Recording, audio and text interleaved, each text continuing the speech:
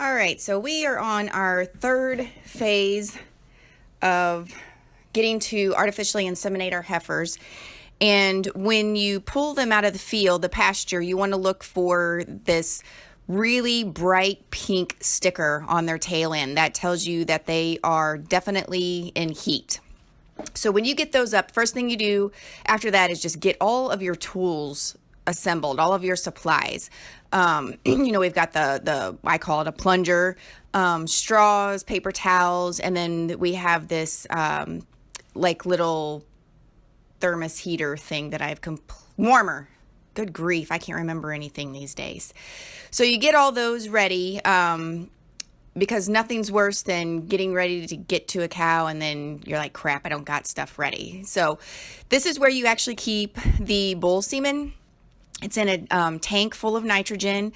You pull out the little doohickey there and pull out the straws that you want, and then you put them in this warmer because they need to be warmed up and ready to go. They need to be good swimmers. So once you get the straw out that has the bull semen in it, you got to clip off the end like he's doing here. And it's gotten all warmed up. You put it in the straw that's going to be inserted into the cow. And then you've got to thread that into this plunger. And then the whole end of the plunger ends up going into the cow's vajayjay.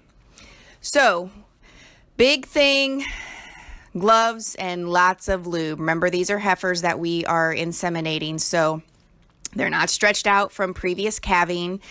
And so you just need to give them lots of care, lots of lube. So what he's doing is he has actually inserted himself into the rectum of the cow, and then you want to try to keep it, I know this is not sterile at all, but you go ahead and wipe the cow's vagina off, the outer labia, and what you have to do is you're actually reaching in through the rectum and you're palpating through that intestinal wall to try to find the cow's cervix.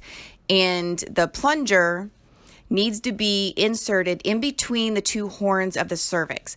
Now, the problem with heifers is they have a very, very small cervix, and they've never had this process done before, so they can get a little jittery. Of course, they're uncomfortable. She's got a complete forearm up her rear end. And then you're trying to poke this plunger in to try to find that without injuring her. So, he's had it in there twice, and then she's jumped and moved and pulled the plunger out. So he's got to realign himself and find that cervix, and then you put your two fingers on the end of the two horns, and then when you can feel that plunger going in between those two horns is when you actually are able to inject. So you got to keep that cow still, and she finally settled down where he can go ahead and put that plunger in, and then we go ahead and wait a few days and then go ahead and put the bull in with him to make sure everyone is bred. There you go.